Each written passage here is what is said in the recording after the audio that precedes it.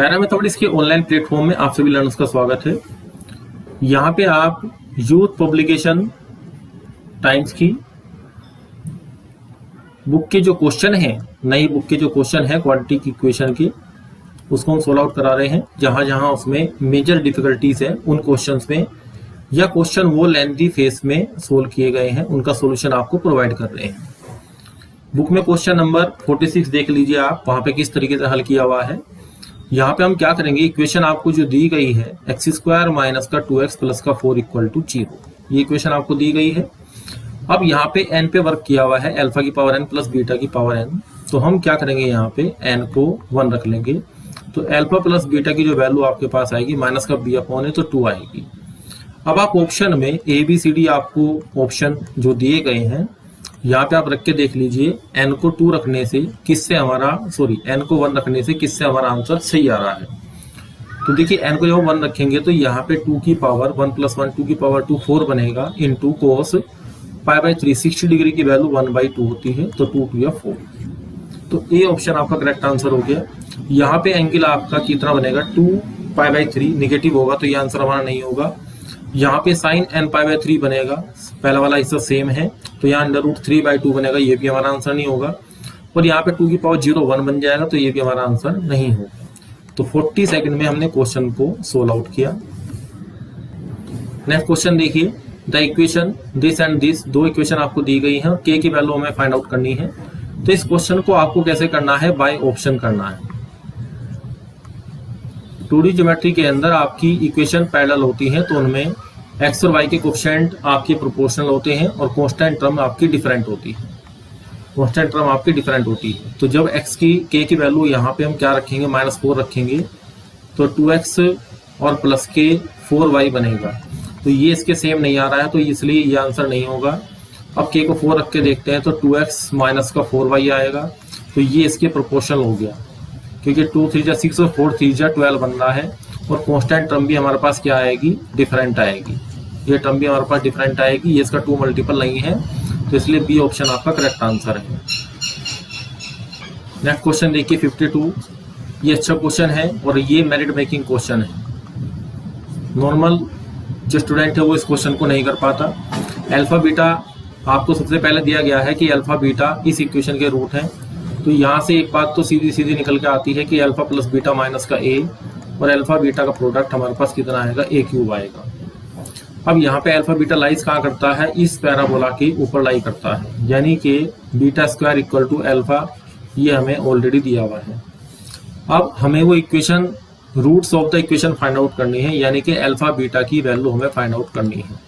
दो तरीके हैं, या तो हम अल्फा बीटा को यहाँ पे एलिमिनेट करें, क्यूबिक में इक्वेशन को सोल्व करें। तो हम क्या करते हैं, सबसे पहले देखते हैं कि अल्फा बीटा हमारा कहाँ है, इस पे लाई करता है।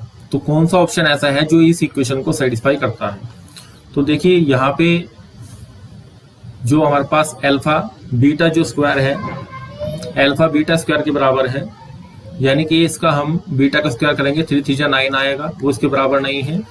यहाँ पे -2 का स्क्वायर 4 करेंगे, ये इसके बराबर है। यहाँ पे 2 का स्क्वायर 4 करेंगे, ये इसके बराबर है। यहाँ 3 का स्क्वायर करेंगे तो यहाँ 9 आएगा, तो ये ऑप्शन हमारा आंसर नहीं है।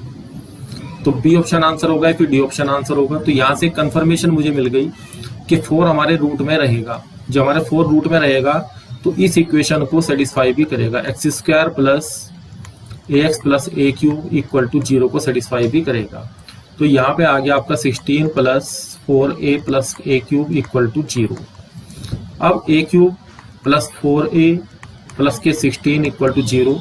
अब इसमें अगर हम हिट एंड ट्रायल से a इक्वल टू माइनस का 2 रखते हैं तो माइनस का 8 और 4 2 जा माइनस का 8 इसको सेटिस्फाई कर रहा है। अब a इक्वल टू जो -2 वाला कंसेप्ट है, अब हमारे पास सम ऑफ द रूट कितना है, alpha plus beta equal to minus का a है। और अल्फा को हमने पहले ही फाइंड आउट कर लिया था, एक रूट हमारा 4 आया था। तो अल्फा हमारे पास क्या था, 4 था, ये हमने पहले ही देख लिया था। तो alpha plus beta equal to यहाँ पे आपका 2 आ गया, तो बीटा की वैल्यू 2 - 4 माइनस का 2 आ गया। तो यानी कि बी ऑप्शन ही हमारा करेक्ट आंसर है, ये करेक्ट आंसर नहीं है। तो इस तरह की टेक्निक आप यूज कीजिए जिसमें हाफ क्वेश्चन हम सोल्व करते हैं बाय ऑप्शन और हाफ क्वेश्चन सोल्व करते हैं बाय कैलकुलेशन। तो ये आपकी स्मार्ट सॉल्यूशन की टेक्निक है जिन पर आपको काम करना है।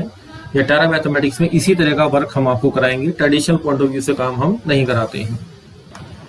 नेक्स्ट क्वेश्चन देखिए, ये आपका कंसेप्ट बेस्ड क्वेश्चन है। इसमें इक्वेशन आपको दी गई है ax² + bx + c = 0 और ABC set of complex number को बिलोंग करते हैं। तो बेसिकली यहाँ कंसेप्ट क्या होता है कि अगर इक्वेशन में ABC बिलोंग करते हैं किसको, सेट ऑफ रियल नंबर को, तो जो रूट एग्जिस्ट करते हैं इमेजिनरी वो हमारे कंजुगेट पेयर में होते हैं, अदरवाइज नहीं होते। यहाँ पे ये बिलोंग कर गए हैं सेट ऑफ कॉम्प्लेक्स नंबर को, तो इसलिए सी ऑप्शन करेक्ट आंसर होगा। रूट कॉम्प्लेक्स होंगे लेकिन उनका कंजुगेट पेयर में होना जरूरी नहीं होता।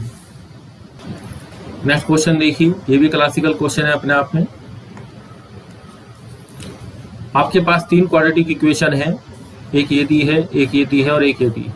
यदि इन तीनों समीकरणों के प्रत्येक युग्म में से for each pair there is exist a common root, तीनों में से एक एक कॉमन रूट आना है, तो इसके रूट में अल्फा बीटा मान लेता हूँ, दूसरी इक्वेशन के रूट बीटा गामा मान लेता हूँ, तीसरी इक्वेशन के रूट गामा अल्फा मान लेता हूँ। तो तीनों पेयर में एक एक चीज क्या होगी, कॉमन हो गई। अब पहले वाली इक्वेशन से alpha plus beta equal to कितना आएगा, -k आएगा। यहाँ से बीटा प्लस गामा, ये माइनस का बी आएगा, और गामा प्लस अल्फा ये हमारे पास -c आएगा। इन सबको ऐड करके 2 से डिवाइड करेंगे तो alpha plus beta plus gamma equal to minus common a + b + c/2 आएगा। तो इसका मतलब ए ऑप्शन आंसर नहीं है, डी ऑप्शन आंसर नहीं है, बी आंसर होगा या फिर डी आंसर होगा। अब इसी तरीके से अल्फा बीटा का प्रोडक्ट BC आएगा, बीटा गामा का प्रोडक्ट C आएगा, और गामा अल्फा का प्रोडक्ट AB आएगा। इनको भी आप प्रोडक्ट करेंगे तो अल्फा बीटा गामा का whole square equal to ABC का होल स्क्वायर, तो alpha beta gamma equal to आपके पास ABC आ जाएगा।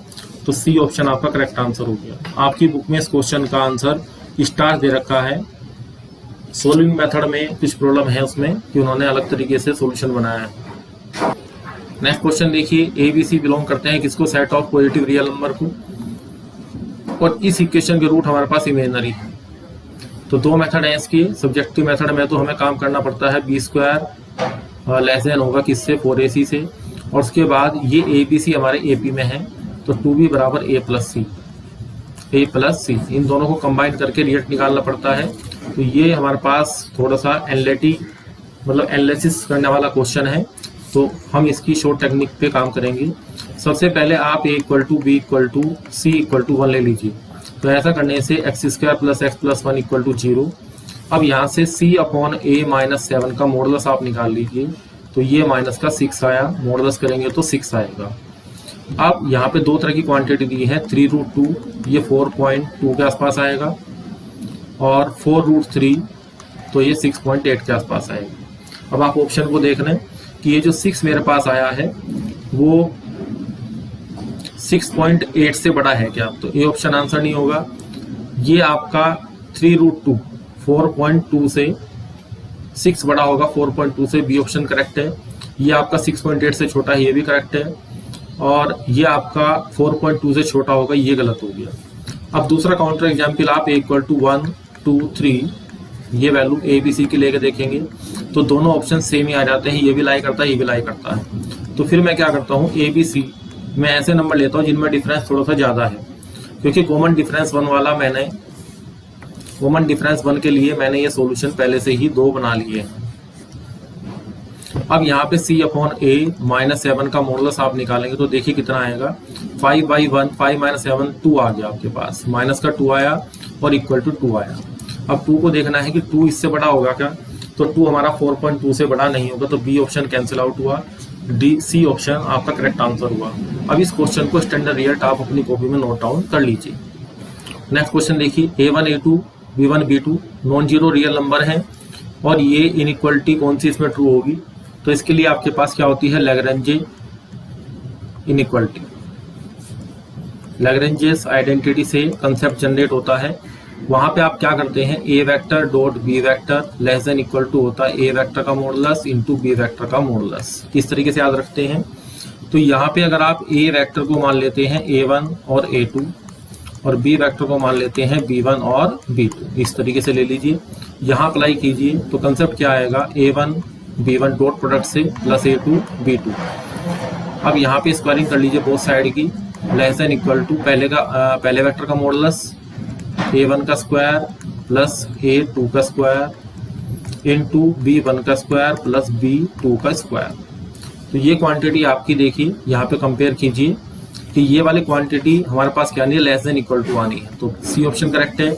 इन दोनों का जब आप प्रोडक्ट करेंगे तो ये हमें ऑब्टेन्ड हो जाता है, तो ये भी आपका करेक्ट है। तो पेपर में ये क्वेश्चन आपका एफ में जब ये इसका रिजल्ट डिक्लेयर हुआ तो इस क्वेश्चन को एफ मान लिया गया क्योंकि दोनों आंसर इसके सही थे। या जिन बच्चों ने सी आंसर दिया वो भी आंसर सही मान लेते हैं, जिन्होंने डी आंसर दिया वो भी सही मान लेते हैं। वो बोर्ड के ऊपर डिपेंड करता है किस तरीके से वो क्वेश्चन के आंसर को प्रोवाइड करता है। जो नंबर आपके आएंगे, मार्क्स आएंगे, उनको प्रोवाइड करेगा। नेक्स्ट क्वेश्चन देखिए 68।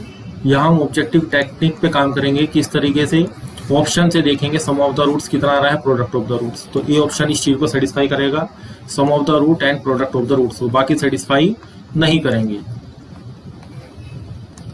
नेक्स्ट क्वेश्चन देखिए 71। ये अच्छा क्वेश्चन है डिट प्लस बी का। Real values of x satisfy करनी चाहिए, इसको कौन सी सेटिस्फाई कर रही है ये हमें देखना है। तो हम क्या करते हैं, यहाँ पे 1 और 10 और 100 दिया गया है, तो मैं सबसे पहले 100 को रख के देख लेता हूँ 10 की पावर 2। अब यहाँ पे 10 की पावर 2, अब ब्रैकेट में आपके पास क्या आएगा, यहाँ पे log base 10x, log base 10x। अब यहाँ पे x को रखेंगे 10 की पावर 2, तो 2 बाहर आ जाएगा, तो 2 टू या 4 माइनस का 3 इंटू 2 6 और प्लस का 1, ये बनेगा। ये देखिए क्या बनेगा, 10 की पावर 6 4 5 4 1 5 माइनस के 2 बन जाएगा, और ये 1/10 की पावर 2 बन जाएगा, बड़ा होगा 1000 से। तो ये ऑप्शन आपका क्या हुआ, गलत हुआ। तो ये भी गलत होगा, ये भी गलत होगा, बी ऑप्शन आपका करेक्ट आंसर होगा। नेक्स्ट क्वेश्चन देखिए 73। इसका आंसर आपकी बुक में ए दिया गया है जो कि गलत आंसर है। यहाँ पे हम इसको लोग की जब भी इक्वेशन सोल्व आउट करते हैं तो सबसे पहले काम करते हैं डोमेन के ऊपर। कॉमन मिस्टेक का क्वेश्चन है, x - 1 > 0 होगा तो x 1 से बड़ा होगा, फिर x - 3 > 0 होगा तो x आपका 3 से बड़ा होगा, और यहाँ पे बीच में एंड चल रहा है क्योंकि पूरी इक्वेशन हमारे पास एक ही मानी गई है, इस वजह से। अब इन दोनों का इंटरसेक्शन क्या आएगा, x 3 से बड़ा आएगा। अब इसको हम क्या करते हैं, सोल्व आउट करते हैं। यहाँ पे क्या करेंगे आप, यहाँ पे log का बेस 2 बनाएंगे, log बेस 2 की power 2 x - 1 equal to log base 2 x - 3। अब यहाँ से जो बेस की पावर होती है 1/2 में बाहर आती है, इस 2 को हम यहाँ लाएंगे, इस 2 को हम यहाँ लाएंगे। तो इस तरह की वर्किंग करना भी आप सीख जाएं, जिससे हमारी लाइन जो लिखने की होती है वो कम हो जाएंगी। अब दोनों तरफ log का बेस 2 इक्वल हो गया है। अब हम क्या करेंगे, x - 1 इक्वल टू x - 3 का होल स्क्वायर। इसको जब आप सोल्व आउट करते हैं तो x² माइनस के 5x प्लस का यहाँ पे आपका 10 आएगा, और यहाँ पे आपका ये आएगा आपका 7। तो x की जो वैल्यूज आपके पास आएंगी 2 और 5 आएंगी। 5 एक्सेप्टेबल है, 2 एक्सेप्टेबल नहीं है क्योंकि x की वैल्यू 3 से बड़ी दी गई है। इसलिए इसके नंबर ऑफ सॉल्यूशन, हलों की संख्या, सी ऑप्शन इसका करेक्ट आंसर होगा। LT ग्रेड का क्वेश्चन है 2018 का। तो एक कॉमन मिस्टेक का क्वेश्चन है, हम डोमेन पे ध्यान नहीं देते, सीधा सोल्व करना शुरू करते हैं, 2 वैल्यू आती है और ए ऑप्शन आपका आंसर लगा देते हैं, जो कि गलत होता है। तो ये लेक्चर आपका यहीं पे समाप्त होता है। Thank you very much.